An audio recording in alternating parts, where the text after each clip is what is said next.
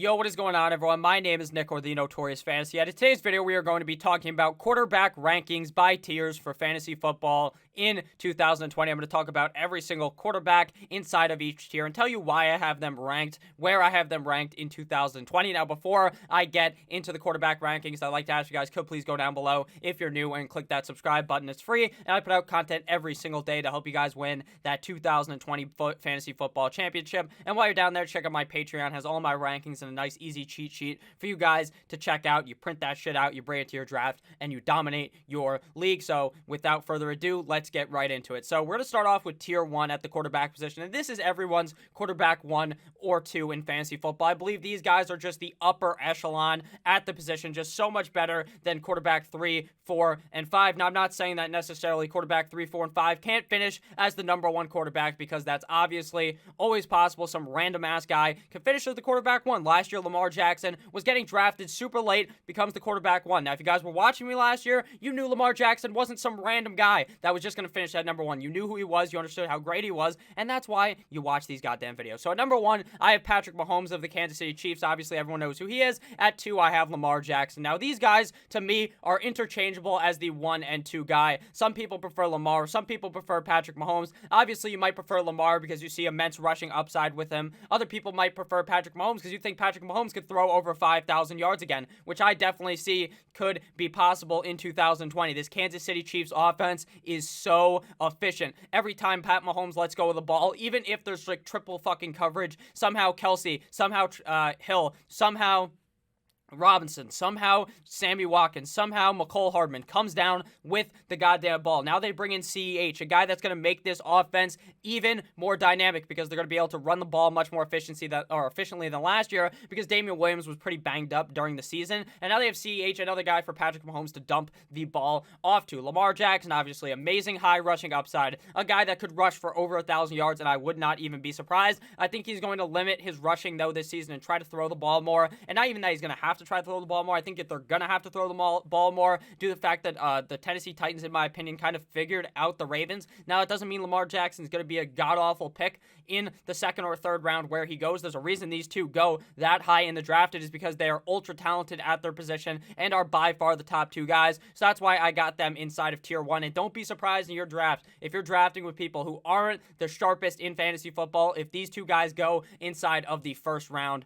of your draft. Now onto tier number 2. This is quarterback 3 all the way through number 8. At 3, I have Dakota Prescott of the Dallas Cowboys. Dak Prescott played phenomenal last season. And what do they give Dak Prescott for being phenomenal? Not a contract, but a nice new shiny wide receiver in CeeDee Lamb out of college. Now, this is going to be excellent for Dak Prescott. They bring in Mike McCarthy, who is a pass-heavy head coach. This motherfucker loves to pass the ball. With Aaron Rodgers in the past, now it's going to be Dak Prescott. This offense is set up for success. They have CeeDee Lamb. They have Amari Cooper. They have Michael Gallup. While I don't love Amari Cooper for fantasy football, that doesn't mean that I don't think Amari Cooper is a talented option that helps out Dak Prescott. Zeke, also very good at catching the ball out of the backfield. And Dak Prescott is a guy that can also use his feet. The top 3 guys that I've talked about so far, Lamar, Pat Mahomes, and Dak Prescott, all guys that are very good at running the ball. Obviously, Lamar's the best by far because that guy's like a fucking running back and a quarterback combined. But Dak Prescott can also get it done with his legs, which is very important for fantasy football because in 4-point per passing touchdown leagues, when Dak runs it in, you get 2 extra points compared to if he was to have thrown it in. At number 4, speaking of running quarterbacks, we've got Kyler Murray of the Arizona Cardinals.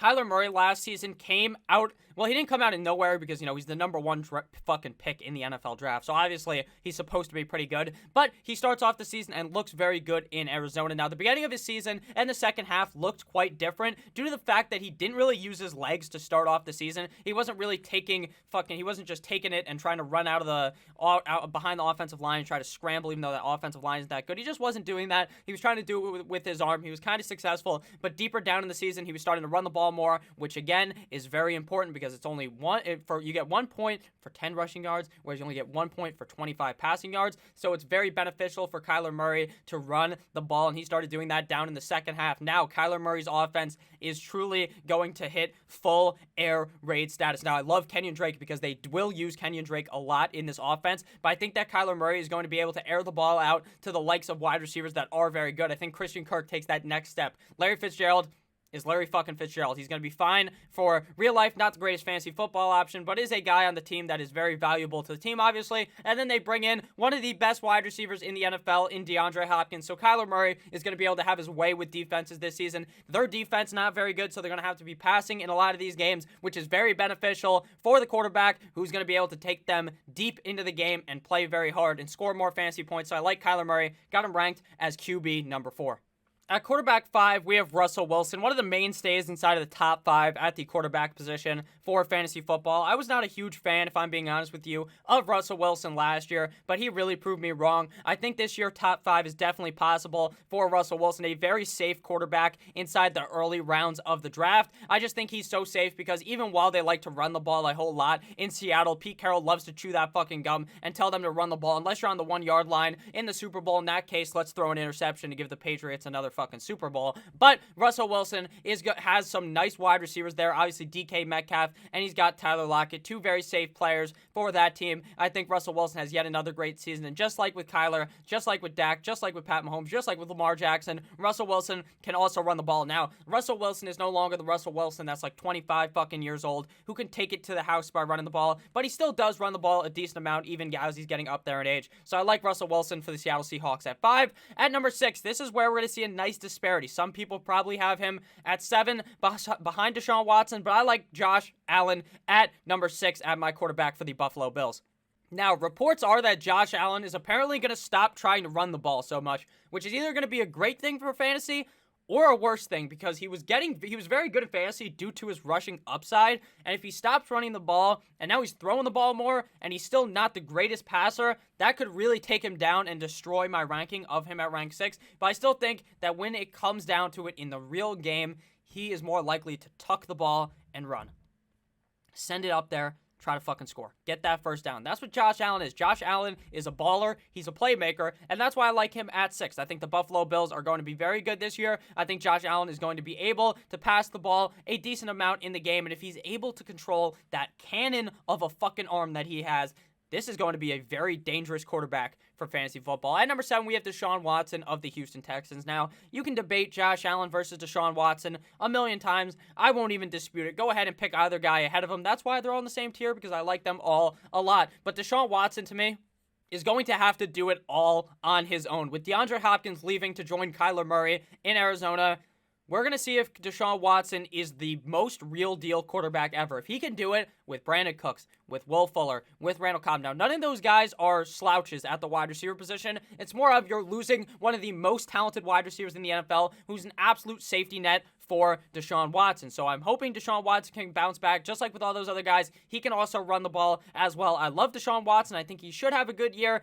I just don't really trust him as much as in years past. And at number 8 to close out tier number 2 of the quarterback position, we have Matty Ice, Mr. Matt Ryan of the Atlanta Falcons. Matt Ryan does this thing where he has a great year, then a good year, then a great year, then a good year. His great year is like a top 5 quarterback, number 2 quarterback, and then his okay year, his good year is like top 15, top 12 quarterback. So last year was that top 15, top 12 quarterback. This year is going to be that top 5 performance. Now, you don't even have to rank him that high because I like a lot of these guys over him, but I would not be surprised if Matt Ryan had top 5 potential. Everyone in this tier 2 could finish inside of the top 5, and I would not be surprised. I'm really bought in on Matt Ryan this season. I think he is going to have a tremendous year. This offense is so pass heavy. Matt Ryan is going to get so much opportunity to air the ball out to the amazing wide receivers of Julio Jones and Calvin Ridley. They also bring in Hayden Hurst, who I think is going to be very good this season. So I'm really on board with Matt Ryan. Dirk Cutter loves to throw the ball. He hates running the ball. So obviously that's going to bode well for quarterback Matty Ice, whose defense may even be worse.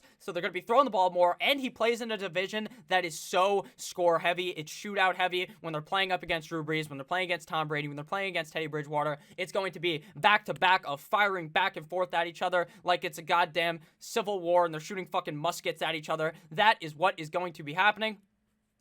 I love Matt Ryan. I love him. And I'm going to take him here in the second as my final tier 2 wide receiver. Holy shit. Quarterback, Matty Ice of the Atlanta Falcons. So now on to tier number 3, which is not tier 1 because that we've already done that. Tier 3, we've got the old men. This is the old men tier of Drew Brees and Tom Brady. If you guys have enjoyed this video thus far, please make sure to click that subscribe button. Now at number 9, we have Drew Brees of the New Orleans Saints. Also, I just remembered that the fact that I said Civil War, they were using muskets. No, it was the fucking American Revolution. I'm a bit of a dumbass. You know, the Redcoats are coming. And speaking of the Redcoats are coming, we've got the America's Most Hated Man, Tom Brady, at number 10, and former America's Most Hated Man, Drew Brees. So Drew Brees, to me, there's a reason why he came back. The fucking New Orleans Saints took this guy and yanked him back. They said, you must come back. You're not fucking retiring. We need you. And that's exactly what he does. He comes back. They're going to not want to win the Super Bowl. This is Super Bowl or bust for Drew Brees. He already has one. He wants his second. Jameis Winston wants to eat a W. So maybe, just maybe, Drew Brees will win Jameis' Super Bowl. So Drew Brees, obviously on an offense that does both run and pass the ball at a pretty even rate. They love to run with Kamara, but they also love to dump the ball off to Kamara. And I think Drew Brees is going to be having a fantastic year yet again. This system works no matter who the fucking quarterback is in New Orleans. Whether it was Brees, whether it was Bridgewater, they just dominate because Sean Payton is such a goddamn genius as the coach of the team. So I think Drew Brees is going to have a fantastic year yet again. And I have him right next to other old man who probably is near retiring, Tom Brady, Tampa Bay Tom Brady, formerly of the New England Patriots. Now, obviously, this change is actually very good for Tom Brady. He goes from a team that didn't really have all that many passing weapons. Now, the passing weapons are okay, but now he has maybe the two best wide receivers in the NFL. There's the two best tandem wide receivers in the NFL on the same team in Mr. Calvin Ridley, and not Calvin Ridley, that's the fucking Falcons. Chris Godwin and Mr. Mike Evans. This Tampa Bay offense is loaded. He brings back Gronk there. I don't know what he did. He fucking sent Gronk a 30 rack of Bud Light, and Gronk found his way back to Tampa Bay with Tom Brady. Tom Brady's got to tear it up again. I see no reason why the age will even be a factor for Tom Brady. The age has never been a factor in this man's whole fucking career, so I don't think it's going to start to affect him when he's on a even better situation for him. Obviously loses Bill Belichick, but hey, Bruce Arians is not all that bad, and Bruce Arians is a pretty good coach. Now on to tier numero 4 with some more old guys mixed with, actually just one old guy, mixed with some young guys. So we got Matty Snapback, Matthew Stafford of the Detroit Lions in tier 4. Matt Stafford could legitimately be a top 5 guy. I would not be surprised at all with Matt Stafford. Matt Stafford legitimately last year was looking like one of the best quarterbacks in the NFL. Could have been the MVP of the NFL had he have stayed healthy. Those first 8 games, he was airing the ball out, destroying defenses. The Detroit Lions are not a very run-heavy team at all. So Matt Stafford has some nice wideouts over there. Kenny Golladay, they have TJ Hawkinson, younger tight end, and they also have Marvin Jones, who's going to help Matt Stafford elevate his point total, and if he stays healthy, top 10 potential is in there for him, but I have him ranked at 11 because, hey, the injury concerns obviously there with 2 years in a row of him hurting his back. At number 12, we have Danny Dimes of the New York Football Giants.